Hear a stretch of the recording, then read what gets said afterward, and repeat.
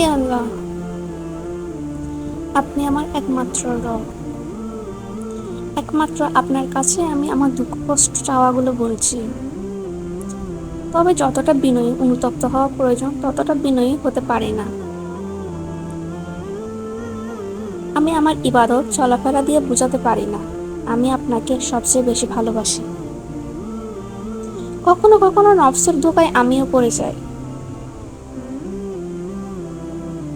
নফসের কুমন্ত্রণায় আমিও সাড়া দিয়ে ফেলি। তখন নিশ্চয়ই আপনি আমার উপর অসন্তুষ্ট হন। ইয়া রব,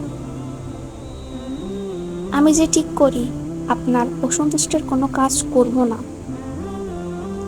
তারপর নফসের কুমন্ত্রণায় করে ফেলি। আল্লাহুম্মা ফিরিলি। সত্যি আমি অকৃতজ্ঞ, নিকৃষ্ট এক জালিম। আপনার নিয়ামত ভোগ করার যোগ্য আমি নই। পাপ করার পর বুঝতে পারি এটা আমার ঠিক হয়নি। ইয়া রব, কিন্তু আপনি তো জানেন আপনি ছাড়া আমার আর কেউ নেই।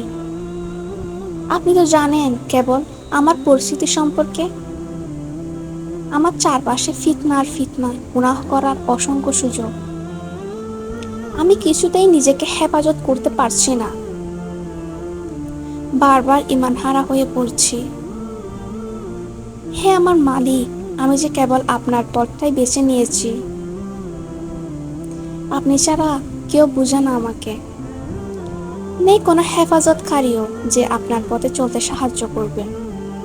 কিন্তু আমি জানি আপনি একমাত্র আমার জন্য যথেষ্ট। আপনি আমার সহায় হলে কেউ আমাকে পথভ্রষ্ট করতে পারবে না। আপনার রঙে রঙিয়ে দিন আমার জীবন। আপনার নূরের আলোতে আলোকিত করে দিন আমার জীবন।